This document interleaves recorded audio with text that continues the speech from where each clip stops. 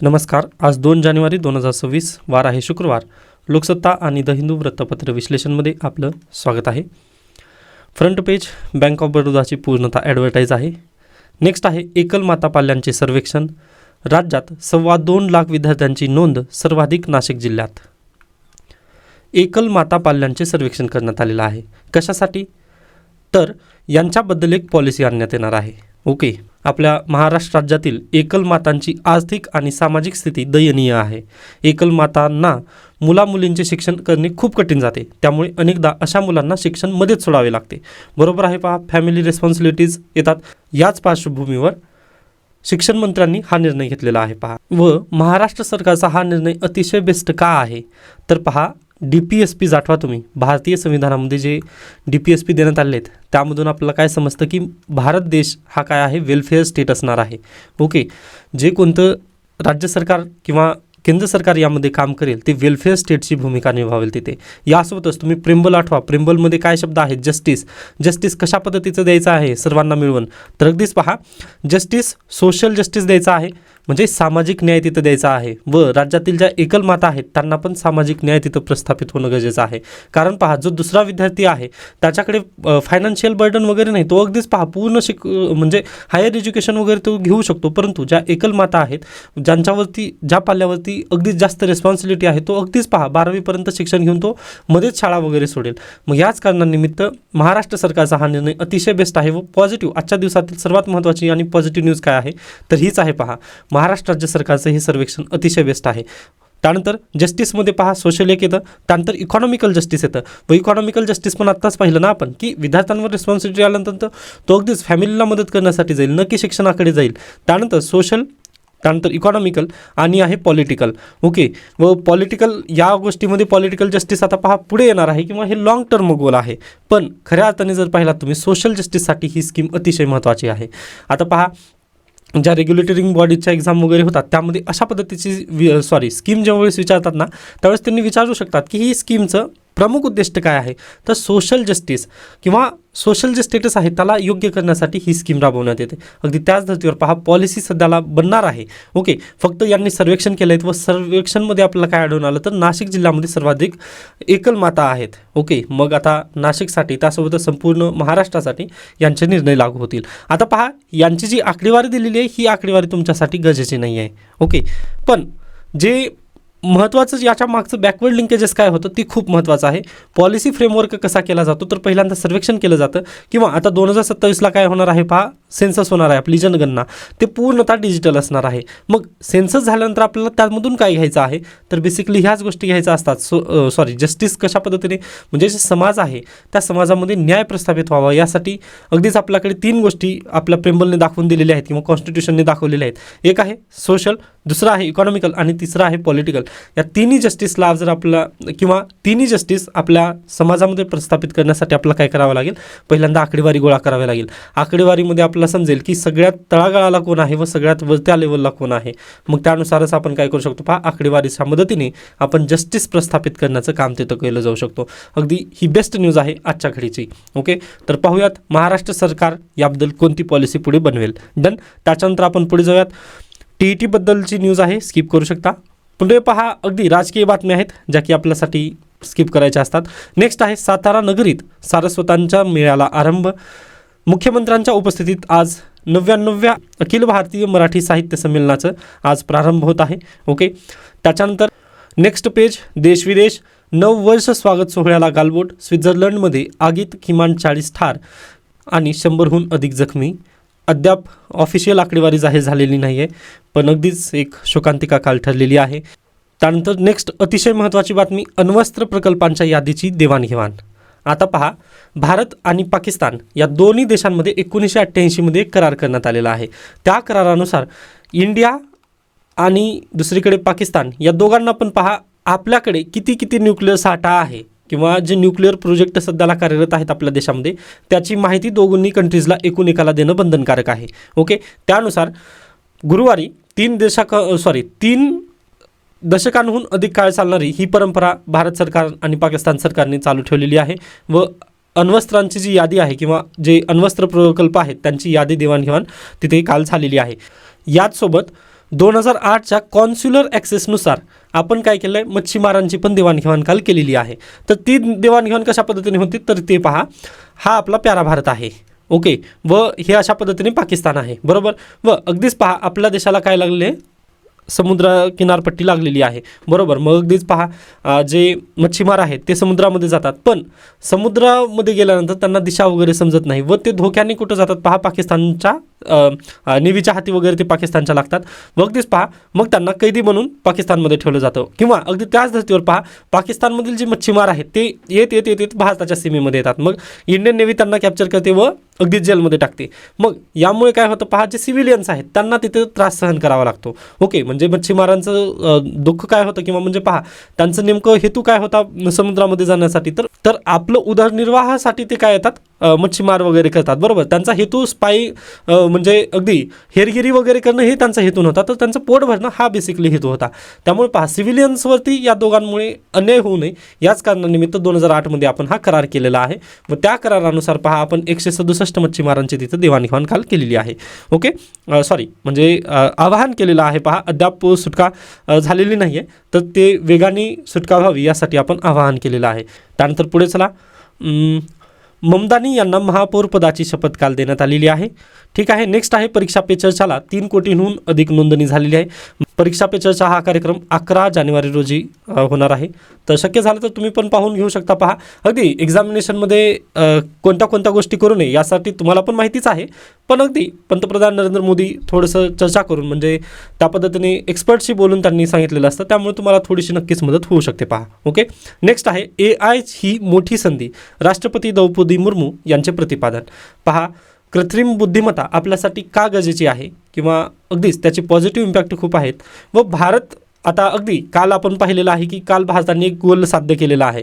कोणता गोल, तर भारत ही 4थी अर्थव्यवस्था झालेला आहे आता जगभरामध्ये. मग आता काल राष्ट्रपती द्रौपदी मुर्मू यांनी काय म्हटलं की AI आता आपल्याला मदत करेल, तर 3rd लार्जेस्ट इकॉनॉमी बनण्यासाठी ते मदत करेल, असं काल द्रौपदी मुर्मू यांचं प्रतिपादन आहे. आता ज्या विद्यार्थ्यांना ही कालची न्यूज माहिती नाही मी काय बोलत आहे, तर प्लीज त्यांनी कालचा व्हिडिओ आपल्या चॅनलवरती आहे ते तुम्ही पाहून घेऊ शकता.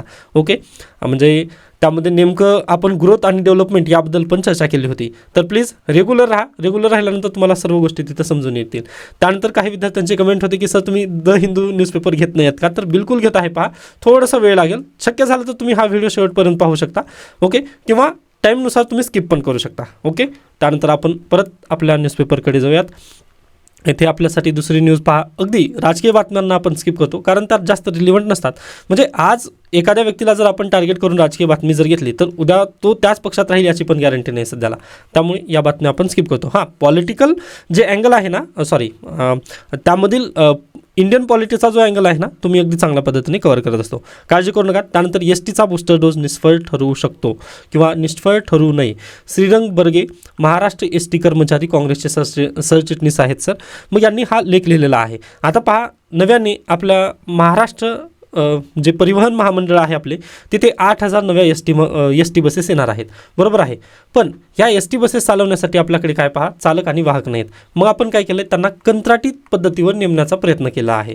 मग आता ही जी कंत्राटी पद्धत आहे ती अगदी चांगली आहे. महाराष्ट्र राज्य सरकारला ती अतिशय पहा लाभदायक असणार आहे. कारण पहा सध्याचे जे चालक वर्ग आहेत किंवा वाहक वर्ग आहेत किंवा STचे जे कर्मचारी आहेत ना, ते अगदीच आंदोलनाची भीती तिथे आहे. त्यानंतर त्यांच्या भत्त्यांमध्ये हप्त्यांमध्ये वगैरे तिथे वाढ करण्यात यावी यासाठी त्यांचे आंदोलन होत असतात. पहा यामध्ये गैर काहीच नाही आहे. पहा त्यांच्या उदरनिर्वाहासाठी त्यांचं मागणं बरोबर आहेत अगदी, पण इथे महाराष्ट्र राज्य सरकारला त्यांच्यावरती जास्त पैसे खर्च करावं लागतं, यामुळे थोडंसं महाराष्ट्र राज्य सरकार तिथं नाखुश होतं. पहा पण एकीकडे जे नवीन गाड्या येणार आहेत, आता 8,000 गाड्या येणार आहेत, मग त्यांना चालक आणि वाहकची तर गरज लागेलच. पहा मग ती गरज जर आपण कंत्राटी भरतीवरती भरून काढली तर पहा जर ती गरज आपण तिकडून भरून काढली ना, तर त्यांचं एकतर आंदोलन होणार नाही. बरोबर आहे, आंदोलन नसेल त्याच्यानंतर अगदीच त्यांना कोणते एक्स्ट्राचे हप्ते वगैरे देण्याची आवश्यकता नाही किंवा काहीच नाही. मग यासाठी महाराष्ट्र राज्य सरकारची तिजोरीमध्ये इथं बचत तर नक्की होईल. पहा पण म्हणतो मी इथं समस्या काय आहे पहा, तर अगदी हे कंत्राटी चालक असणार आहेत. कंत्राटी चालक असल्यामुळे ते काय पहा अगदी मन लावून वगैरे तिथं काम करणार आहेत का, किंवा अगदीच पहा आज घडीला पण तुम्ही पाहिलेलं असाल म्हणजे ज्या महानगरपालिका आहे तिथे कंत्राटी पद्धतीवरतीच सध्याला चालक आणि वाहकची भरती वगैरे करण्यात येते. बरोबर आहे, मग त्याची तुम्ही अवस्था नक्कीच पाहू शकता. पहा किंवा बेस्ट म्हणजे परवा दिवशीची न्यूज आहे पहा, बेस्टमध्ये पण चालक वर्गाची तशीच कंडिशन राहिलेली आहे. जे टेंडर घेणारे जे मालक वगैरे असतात ना, ते डायरेक्टली त्यांची ट्रेनिंग वगैरे न घेता डायरेक्टली भरती वगैरे तिथं करतात, पण जे ॲक्सिडेंट वगैरे होतात म्हणजे केअरलेस ड्रायव्हिंग तिथं होऊ शकते. त्यासोबतच पहा, त्यांना योग्य वेळी भत्ता, त्यानंतर त्यांचे हेल्थ चेकअप्स वगैरे न केल्यामुळे काय होतात प्रॉब्लेम, त्यापैकी एखादा चालक नैराश्यामधून वगैरे जाऊ शकतो. मग पहा, आपण एस टीची पूर्ण बागडोर जर कंत्राटी चालकांवरती जर दिली तर ते आपल्यासाठी लॉंग टर्ममध्ये नक्कीच घातक असू शकेल. ओके, मग यासाठी श्रीरंग बारगे सरांचं हेच म्हणणं आलेलं आहे की ठीक आहे, मान्य आहे, महाराष्ट्र राज्य सरकारची इथे तिजोरीला नेमकी तिथे खिलार पडणार नाही, परंतु प्रॉब्लेम कसा आहे तर ॲक्सिडेंटचं प्रमाण वगैरे वाढण्याचे जास्त चान्सेस आहेत. त्यानंतर महानगरपालिकेमध्ये जे हे ट्रायल आपण घेतलेलं आहे त्यामधून आपल्याला लक्षात आलेलंच आहे की जर आपण कंत्राटी भरती तिथं जर राबवण्यात आली तर त्याचे परिणाम लाँग टर्ममध्ये जास्त आहेत. मग यासाठीच शक्य झालं तर महाराष्ट्र राज्य सरकार आणि जे वाहक आणि चालक किंवा परिवहन महामार्गाचं जे कर्मचारी वर्ग आहे त्यांच्यामध्ये एकसाम्यता येऊन पुढे स्टेप्स घ्याव्यात असं त्यांचं मत आहे. पहा, ही न्यूज प्रोग्रेस होत आहे व अगदीच आपण पण त्याला थोडंसं सहमत आहोत. नक्कीच फक्त आपण एस टी बसेस नवीन खरेदी केल्या म्हणून सर्व एस टी समोरील प्रॉब्लेम सुटणार नाहीत पहा इथे, तर अगदीच त्यामधील ज्या कोर समस्या आहेत ना त्याला पण आपल्याला थोडंसं चालना द्यावी लागेल किंवा म्हणजे त्यावरती पण डोकावून पाहावं लागेल. आता ही बातमी कशासाठी गरजेची आहे तर पहा, उद्या तुम्ही पण प्रशासनात जाणार आहात व एखाद्या वेळेस तुम्ही जर सेक्रेटरी असाल तर तिथे तुम्हाला सचिवपदी जर तुम्ही असाल तर हे सर्व चॅलेंजेस तुम्हाला मान्य करणं गरजेचे आहेत व तुम्ही अशा पद्धतीने निर्णय घेणं अपेक्षित असतं. ओके, आय होप ही बातमी तुम्हाला अगदी योग्यरित्या समजली असेल. त्यानंतर पुढे जाऊयात आपण. टिश्यू कागद पाणी का शोषतो? तर टिश्यू पेपर जे असतात ना वनस्पतींच्या काष्ठतंतूंनी म्हणजे सेल्युलर फायबर्सनी तयार केले जातात. परीक्षेला डायरेक्टली प्रश्न येऊ शकतो. सिंपल फॅक्ट आहे पहा, सेल्युलोज फायबरपासून टिश्यू पेपर बनला जातो हे लक्षात घ्या. व सेल्युलोज फायबरपासून टिश्यू बनल्यानंतर पहा त्यामध्ये काही छिद्र पडलेले असतात. त्या छिद्रांमुळे काय होतं, त्या पाणी शोषून घेतलं जातं व पाणी शोषून घेतल्यानंतर पहा अगदीच ते जे छिद्र होते ते पूर्णरित्या भरले जातात.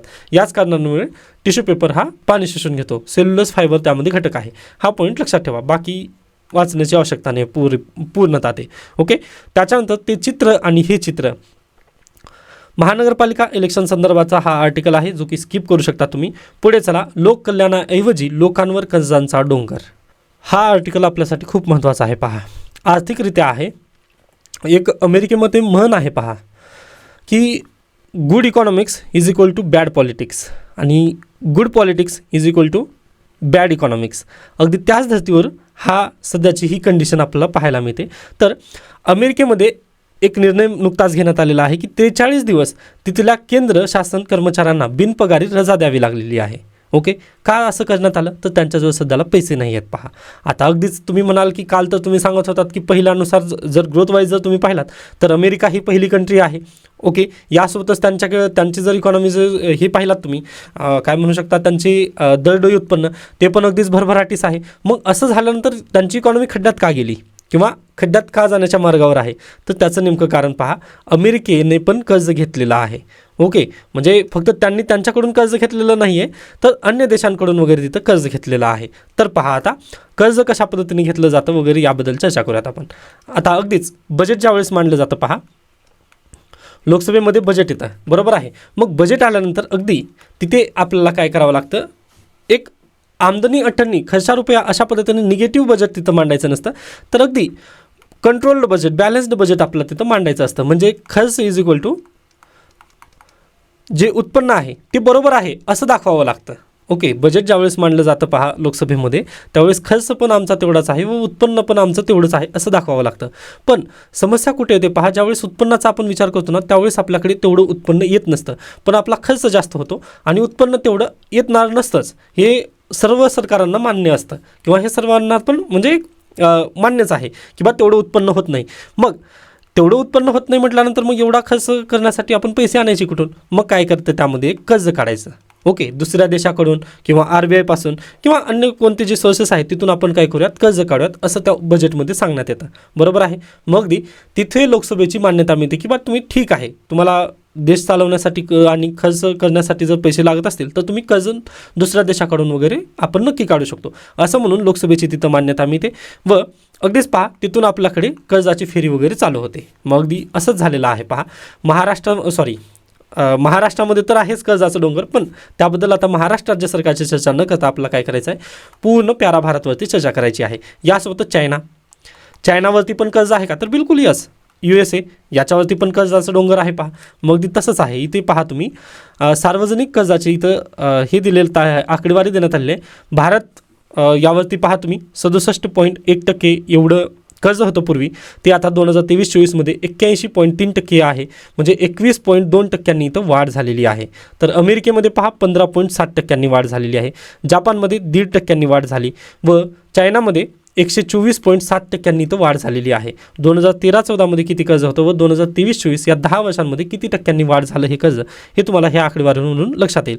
प्लीज याचे स्क्रीनशॉट तुम्ही शक्य झालं तर काढून ठेवा. परीक्षेमध्ये ही आकडेवारी खूप महत्त्वपूर्ण ठरणार आहे. व याचं सोर्स काय आहे पहा, IMF world economic outlook database April 2025च्या आकडेवारीनुसार आपल्याला हे सांगता येतं की 2013-14चा जो डेटा आहे त्यामध्ये वाढ 21% भारत सरकारची झालेली आहे, तर 124.7% चायनाची तिथं वाढ झालेली आहे. ओके, मग ज्या अगदीच विकसित झालेल्या इकॉनॉमी आहेत किंवा विकसनशील इकॉनॉमी आहेत त्यांनी कर्ज घेतलं तर काही वाईट केलं का, तर बिलकुल नाही. पहा, आपल्या घराला किंवा आपल्या देशाला चालवण्यासाठी आपलं कर्ज घेतलं तर ते बेटरच आहे, पण ते कर्ज किती घ्यावं याला नक्कीच मर्यादा आहेत. ओके, आपण कर्ज किती घ्यावं याला पण नक्कीच मर्यादा तिथं बेसिकली येतात. अगदी तसंच झालेलं आहे. पहा, आता अमेरिकेला पण कदाचित डोनाल्ड ट्रम्प यांचं सध्याला सरकार आहे, तिथे पण काही विकासासाठी त्यांना कर्ज घ्यावा लागला. पण विकासासाठी कर्ज जरी घेतला तरी आपल्याला काय करावं लागतं पहा, त्याची परतफेड करावी लागते व परतफेड अगदीच व्याज स्वरूपात तिथं परतफेड करावी लागते.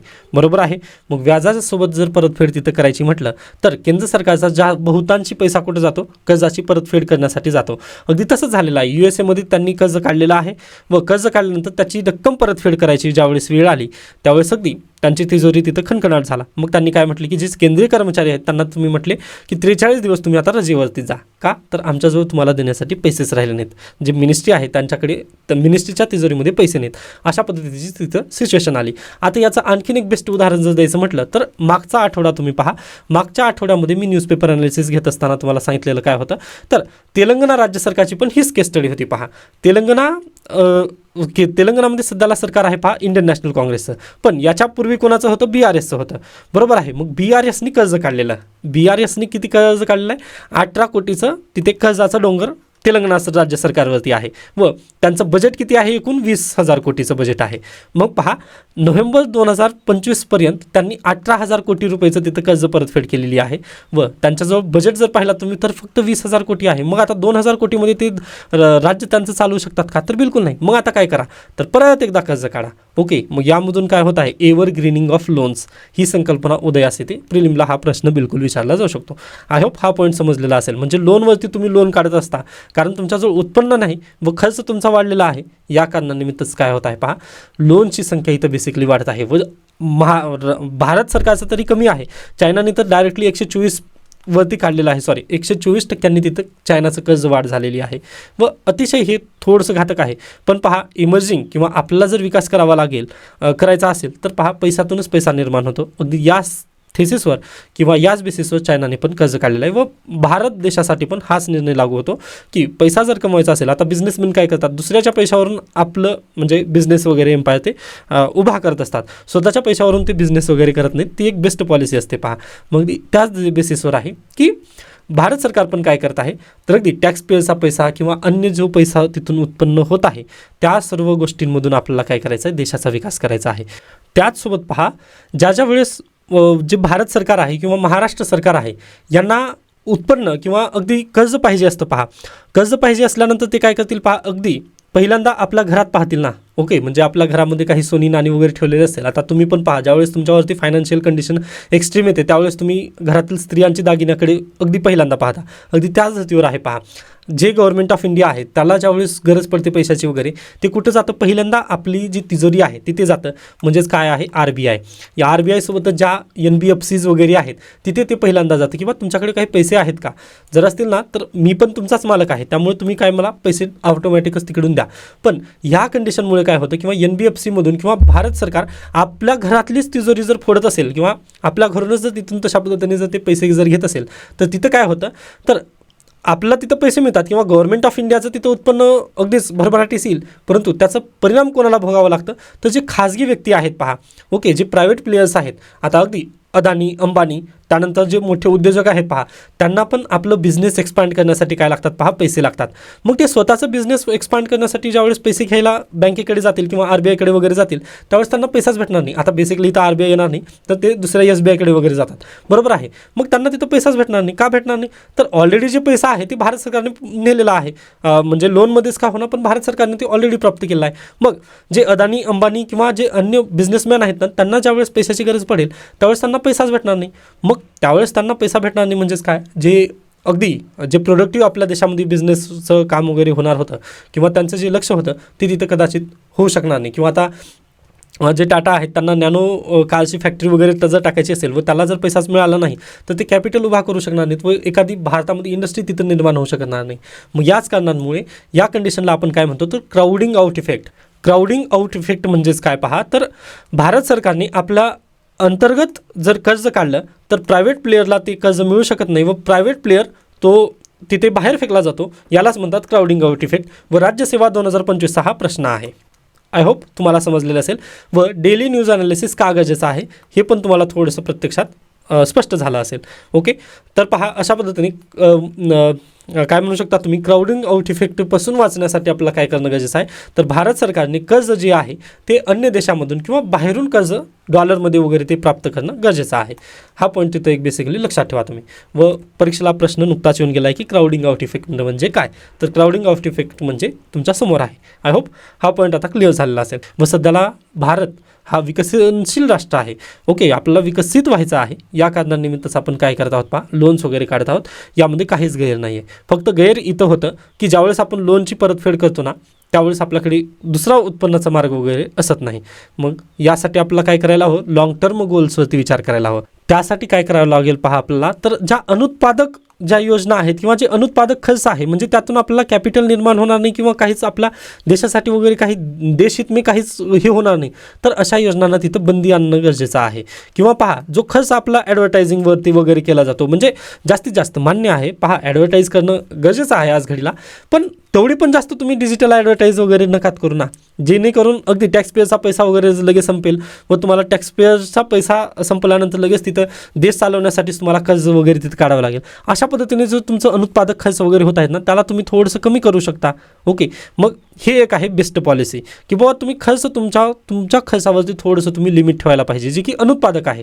चांगलं जे खर्च असेल, आता सबसिडी पहा, सबसिडी कदाचित गरजेच्या आहेत. ओके, जे शेतकऱ्यांना वगैरे सबसिडी दिली जातात ते गरजेचे आहेत, पण अनुत्पादक खर्च जर होत असेल जसं जाहिराती वगैरे, त्यानंतर अगदी भरपूर काही गोष्टी आहेत जे कॅगची रिपोर्ट येते, त्या कॅगच्या रिपोर्टमध्ये हे सर्व गोष्टी सांगितलेल्या जातात, पण त्याची रिपोर्टचं इम्प्लिमेंटेशन तिथं बेसिकली होत नाही.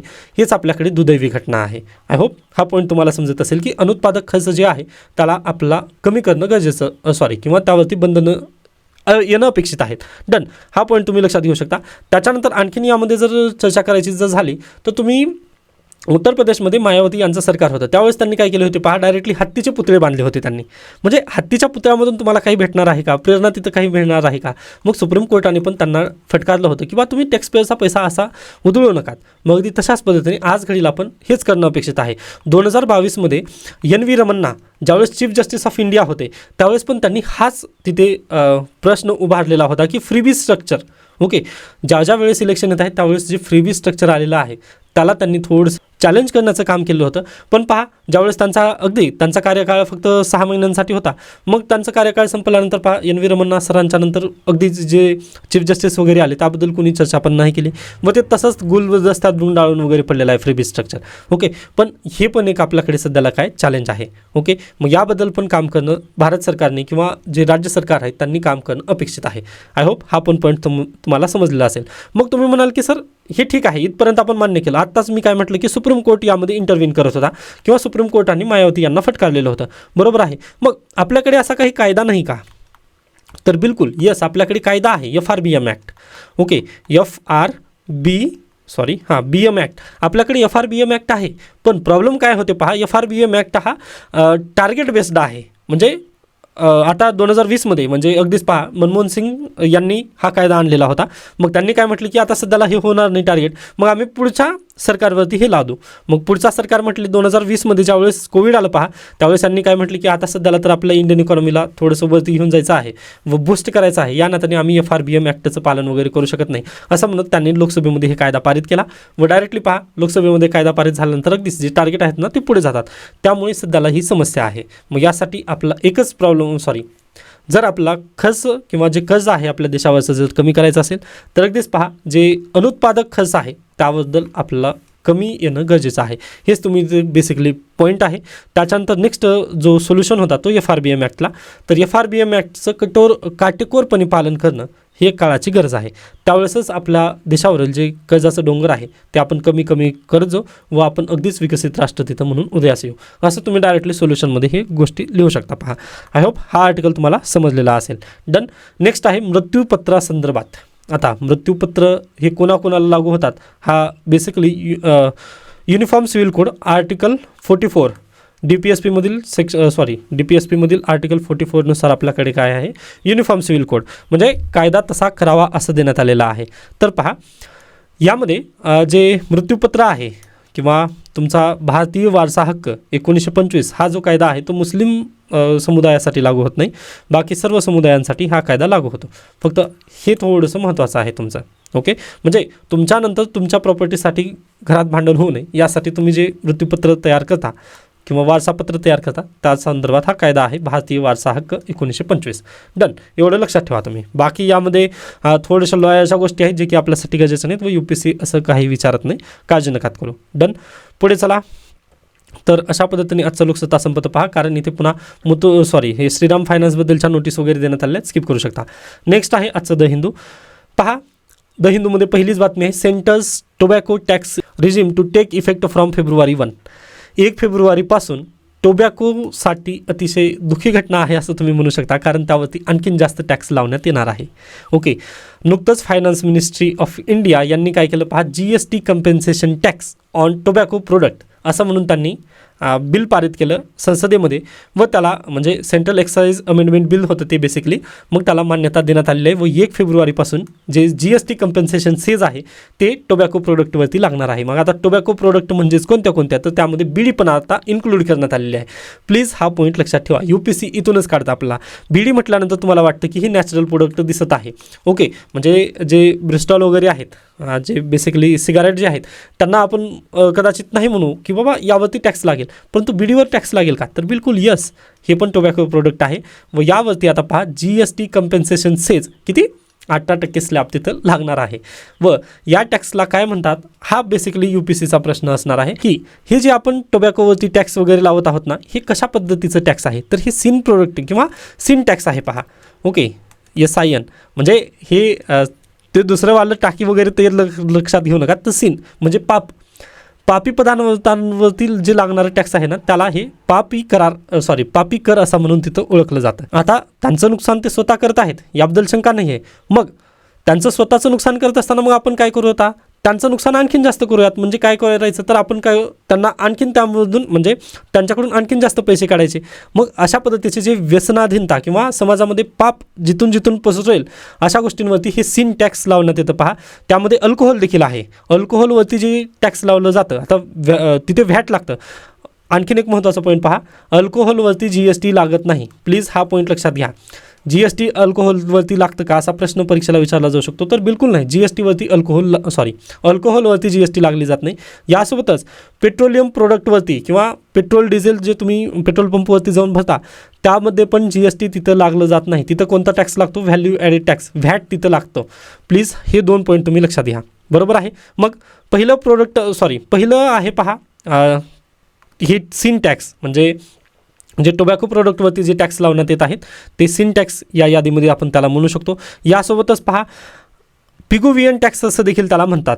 पिगुवियन टॅक्स. आता हे पिगुवियन टॅक्स काय आहे, तर पिगुवियन या अर्थतज्ञांनी याचा शोध लावला किंवा ही टर्म त्यांनी कॉइन केली, यासाठी आपण त्याला पिगुवियन टॅक्स देखील म्हणतो. ओके, त्याच्यानंतर पहा दुसरा आहे इनइलॅस्टिक डिमांड. म्हणजे इनइलॅस्टिक डिमांड कशा पद्धतीने, तर पहा यांची डिमांड ही वाढतच असणार आहे. जो व्यक्ती व्यसनाधीन आहे ना त्याची कितीही तुम्ही रक्कम वाढवा. आता टोबॅकोची पहा, आता पूर्वी एका सिगारेटची रक्कम होती 5 रुपये, पण ती जर तुम्ही 50 रुपये जरी केलात ना तर तो व्यक्ती खरेदी करेलच करेल. मग यासाठीच पहा ही जी डिमांड आहे ती इनॅलिस्टिक पद्धतीची डिमांड असते. याच कारणानिमित्त पहा यावरती टॅक्स तिथं बेसिकली जास्त वाढवण्यात आलेला आहे. डन. यासोबतच डिमेट्रिक गुड्स आहे हे. ओके, डिमेट्रिक गुड्स म्हणून देखील याला ओळखलं जातं. आय थिंक किती झाले, 1 2 तिसरा इनॅलिस्टिक पद्धतीचं टॅक्स होत आहे. आणि चौथा आहे पहा demerit goods, tax on demerit good. आता पहा डिमेरिट गुड म्हणजेच काय, मेरिट गुड म्हणजे पहा एखादी नोटबुक घेतलं तर त्याचा नक्कीच तिथं फायदा होईल. त्यानंतर एखादी लॅपटॉप वगैरे घेतला तर कदाचित तो मेरिट गुड आहे ना, तो म्हणजे तो उद्या त्याचा उपयोग तो अगदीच पहा लॅपटॉपचं तसं म्हणता येणार नाही, कारण तो व्यक्ती हॅकिंग पण करू शकतो किंवा समाजाचं त्यामधून भलंच होईल याची शक्यता आपल्याला तिथं कमी आहे. पण अगदी नोटबुक जर घेतला तर त्याचा फायदा तिथं नक्कीच आहे ना. पॉझिटिव्हली पहा तुम्ही, म्हणजे तसं पाहिलं तर प्रत्येक गोष्टीचे पॉझिटिव्ह आणि निगेटिव्ह निघतील, पण नोटबुकमधून आपला तो शिक्षा वगैरे ग्रहण करेल व समाजाचं तो भले करेल, या कारणानिमित्त आपण त्याला काय म्हणतो, मेरिट गुड. परंतु जर तो व्यक्ती टोबॅको खात असेल किंवा म्हणजे सिगारेट वगैरे त्या पद्धतीने कन्झम्पशन करत असेल तर तो काय आहे, डिमेरिट गुड आहे. यासाठी त्यावरती जे टॅक्स लावलं जातं त्याला डिमेरिट टॅक्स म्हणतात. आता मी तुम्हाला 4 टॅक्स सांगितलेले आहेत. ओके, जे कम्पेन्सेशन टॅक्स लावण्यात आलेलं आहे किंवा हे जे सेज लावलं जात आहे यामधून आपल्याला 4 पद्धतीचे टॅक्स दिसले. मग आता यामधलं कोणतं लक्षात ठेवायचं किंवा पर्याय कोणता ठेवायचा लक्षात, तर पहा यापैकी या 4पैकी एकही पर्याय जर तिथं दिसला टोबॅको प्रोडक्ट किंवा अल्कोहोल प्रोडक्ट या संदर्भात, तर तुम्ही या 4पैकी कोणतंही ऑप्शन तिथं टिक करून येऊ शकता, ते तुमचं बरोबरच असणार आहे. ओके, म्हणजे अगदी सांगण्यासाठी मी संपूर्ण ऑप्शन तुम्हाला सांगितले आहेत. हा इलॅबोरेटिव्ह पद्धतीचा आहे, पण जे एक्झामिनर आहे ना त्याला एवढे 4च्या 4 आपला ऑप्शन तिथं देता येणार नाहीत. मग जरी 4 ऑप्शन आले ना तर तिथं शेवटी एक पर्याय असतो, ऑल ऑफ दी अबव. तर ऑल ऑफ दी अबव तर याचा पर्याय असेल. आय होप हा पॉईंट तुम्हाला अगदी योग्यरित्या समजलेला आहे. बाकी याच्या डीपमध्ये तुम्हाला जायचं नाही की किती टक्के टॅक्स वगैरे लावलं, पण हे नक्की माहिती असणं गरजेचं आहे की सेंटर टोबॅकोवरती टॅक्स लावलेला आहे व ते टॅक्स कोणत्या प्रकारामध्ये येतं, हा आपल्या UPSCसाठीचा महत्त्वाचा प्रश्न असेल. आय होप हा पॉईंट समजलेला असेल. नेक्स्ट बातमीकडे जाऊयात. पहा आता येथे आपल्यासाठी गरजेची न्यूज नाही आहे. हां, त्यानंतर आजचे एडिटोरियल्स पहा. एडिटोरियल्स म्हणजे मध्ये मॅन्डेटिंग स्टुडंट प्रेझेन्स इरेझिंग लर्निंग. आता दिल्ली हायकोर्टामध्ये एक नुकतंच केस चालू होती. सुनावणी दरम्यान हायकोर्टाने परमिशन दिली पहा लॉ स्टुडंट्सला की तुम्ही अटेंडन्स तिथं कंपल्सरी नाही आहे. म्हणजे आता तुम्ही पहा ज्या विद्यार्थ्यांनी स्कॉलरशिपचा फॉर्म भरलेला आहे किंवा अन्य कुठे जर फॉर्म भरला असेल ना तर तिथं तुम्हाला 75% जे उपस्थिती आहे ना ती कंपल्सरी करण्यात येते. मग 75% जी उपस्थिती आहे ती कंपल्सरी केल्यानंतर पहा जे स्टुडंट्स आहेत ना त्यावरती जे प्रोफेसर किंवा जे शाळा आहेत ते काय होतात, दंडा घेऊन मागे लागतात की बाबा तुम्हाला 75% तिथं उपस्थिती असणंच गरजेचं आहे. म्हणजे इथं बंधनं येतात. बंधनं आल्यानंतर एखाद्या विद्यार्थ्यावरती जर तुम्ही बंधन टाकला तर तो स्वतःची ग्रोथ करू शकेल का, तर बिलकुल नाही. स्वतःची ग्रोथ आपण पहा बंधनाच्या व्यतिरिक्त म्हणजे इंडिपेंडंटमध्ये तुम्ही जेवढी तुमची ग्रोथ करताना तेवढी बंधनामध्ये करू शकत नाहीत. हां, आता काही बंधनं गरजेची आहेत. ओके, दाग अच्छे आहे त्या पद्धतीने काही बंधनं चांगली असतात, पण एवढं पण असू नये की म्हणजे तिथे म्हणजे मला करायचं आहे एक व दुसरंच जर मी करत असेल तर तिथं माझी चांगली ग्रोथ होऊ शकणार नाही. मग याच कंडिशनमुळे जे दिल्ली हायकोर्ट आहे त्यांनी पण मान्य केलं की तुम्ही ही कंडिशन ठेवू नका, म्हणजे अटेंडन्सची तुम्ही कंडिशन ठेवू नका. जर त्या व्यक्तीला लॉयर बनायचं असेल व चांगला लॉ तिथं त्याला अभ्यास करायचा असेल तर त्याला बाहेर एक्सप्लोर करू द्या. त्याला बॉम्बे हायकोर्टाची किंवा अन्य किंवा दिल्ली हायकोर्टाची वगैरे प्रोसिडिंग तिला ऐकू द्या. मग त्या प्रोसिडिंगमधून तो जास्त शिकेल. तुम्ही क्लासरूममध्ये बसून जेवढं शिकणार नाही त्यावेळेस तुम्ही बाहेर बसून किंवा व्यावहारिक ज्ञानामधून जास्त काही शिकणार आहात. बरोबर आहे. मग याच कंडिशनमुळे दिल्ली हायकोर्टाने त्यांना परमिशन दिलेली आहे पहा. मग आता याबद्दल एक आर्टिकल आलेला आहे की खरंच आपण विद्यार्थ्यांना तसं बर्डन आणू नये का, तर ते बरोबर आहे अगदी. पहा तुम्हाला माहिती असेल वर्ल्डच्या ज्या टॉपमोस्ट युनिव्हर्सिटीज आहेत, ऑक्सफर्ड आहे, हार्वर्ड, कॅम्ब्रिज, या सर्व युनिव्हर्सिटीमध्ये एक रूल आहे ते की तुमच्या मागे कधीच लागत नाहीत की तुम्ही अटेंडन्स द्या तुमची 75% अटेंडन्स तिथं कंप्लीटच पाहिजे त्यावेळेसच तुम्हाला PhD वगैरे ग्रहण केली जाईल, असं तिथं बिलकुल अट नाही. हां, त्यांना तिथं बेसिकली विश्वास आहे त्यांच्या विद्यार्थ्यांवरती. इथं ऑनलाईन तेच देण्यात आलं आहे पहा. त्यांना कॉन्फिडन्स आहे त्यांच्या टीचिंगवरती की बा तो विद्यार्थी नक्की येईल, आम्हाला गरज नाही तो अटेंडन्स येईल का नाही याच्याबद्दल त्यांनी क्युरियस नसतात. तर तेथील त्यातील जे शिक्षक आहेत ना त्यांना ट्रस्ट आहे स्वतःच्या टीचिंगबद्दल व ते ट्रस्ट करतात किंवा तो विद्यार्थी जरी गेलेला असेल म्हणजे त्या स्टुडंटवरती त्यांचा नक्कीच ट्रस्ट तिथं आहे डेव्हलप झालेला की तो जरी बाहेर काम करत असेल किंवा जरी तो आज कॉलेजला किंवा क्लासरूममध्ये उपस्थित नसेल तरी तो बाहेर अगदीच त्याचा स्वतःचा अभ्यास तिथं बेसिकली करत असेल, असं त्यांचा तिथे एक ट्रस्ट डेव्हलप झालेला आहे. मग आपल्या देशामध्ये हा ट्रस्ट जेव्हा बिल्डअप होईल ना त्यावेळेसच हे सर्व काही शक्य आहे पहा. तोपर्यंत कदाचित ह्या गोष्टी अशक्य आहेत. ओके, आता अगदीच मी पण त्या फेजमधून वगैरे गेलेला आहे, BA MA वगैरे, म्हणजे त्यामध्ये पण सेमिनार वगैरे ते खूप मागे लागलं जातं आपल्याकडे 75%ची उपस्थिती वगैरे. पण आणि खरं पाहिलात ना त्या उपस्थितीचं किंवा त्याचं जर प्रत्यक्षामध्ये जीवनामध्ये जर पाहिलात तर अगदी नगण्य उपयोग होतो. ओके, जे काही करावं लागतं आता UPSCमध्येच पहा ना तुम्ही. आता अगदी तुमचं आता जे बेसिकली महाराष्ट्र राज्याचं आहे, ओके, जिथे जिथे मोठ्या युनिव्हर्सिटीमधून तुम्ही ॲडमिशन घेतलं तिथं चांगलं आहे एज्युकेशन, परंतु जर तुम्ही जे युनिव्हर्सिटीज आहेत आपल्या त्यांचा जर अभ्यासक्रम वगैरे जर पाहिलात ना, त्याचं खरंच आपला हे खूप म्हणजे समस्यांना सामोरं वगैरे जावं लागतं व त्यातीलच मी पण आहे, बरोबर आहे. त्यामुळेच कदाचित पहा UPSCसाठी आपल्याला कोचिंग घ्यावी लागते किंवा MPSCसाठी आपल्याला कोचिंग घ्यावी लागते. अन्यथा अगदीच ज्या दिवशी आपण कॉलेजमधून बाहेर पडू त्या दिवशीच आपल्याला कदाचित MPSC किंवा UPSC आपल्या हातात असते ना, तर त्याचं नेमकं हेच कारण आहे की आपण जास्त करून अटेंडन्सला तिथं जास्त महत्त्व देतो किंवा जे करिक्युलर ॲक्टिव्हिटीज आहेत जसं की सेमिनार, ओके, त्यानंतर असाइनमेंट लिहून द्या, याकडेच आपण लक्ष देतो. कदाचित आपण ज्ञानार्थी तिथं कदाचित बनलोच नाही. 3 इडियटमध्ये आमिर खान तेच म्हणण्याचा प्रयत्न करतो, पहा किंवा तुम्ही नॉलेजच्या मागं जावा. अगदी त्या पद्धतीने आपल्याला थोडंसं बनणं गरजेचं आहे. पण ठीक आहे, एक पॉझिटिव्ह लाईट आहे. आज नाही तर उद्या हे सर्व कदाचित चित्र नक्कीच बदलणार आहे. ओके, त्याच्यानंतर इलॉन मस्क यांच्याबद्दलचा आर्टिकल आलेला आहे. शक्य झालं तर तुम्ही वाचून घेऊ शकता. अन्यथा जर उद्या वेळ वगैरे मिळाला ना तर आपण या आर्टिकलला डिस्कस करूयात. यासोबतच आणखीन एक महत्त्वाचा आर्टिकल आहे, पहा.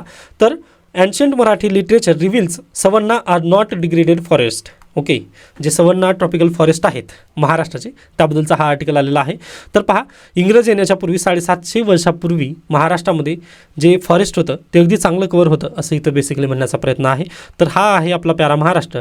महाराष्ट्रामधील जे पश्चिम घाट आहे याचा जर तुम्ही पॉईंट सोडला तर बाकी इकडला जो प्रदेश आहे तो महाराष्ट्र पठाराचा जो प्रदेश आहे तिथे ट्रॉपिकल सवन्ना पद्धतीचा फॉरेस्ट होता, ज्याला आपण कोपेनच्या क्लायमेटमध्ये तुम्ही त्याला AW या अक्षरांनी दर्ज करू शकता. तर हा पॉईंट लक्षात ठेवा.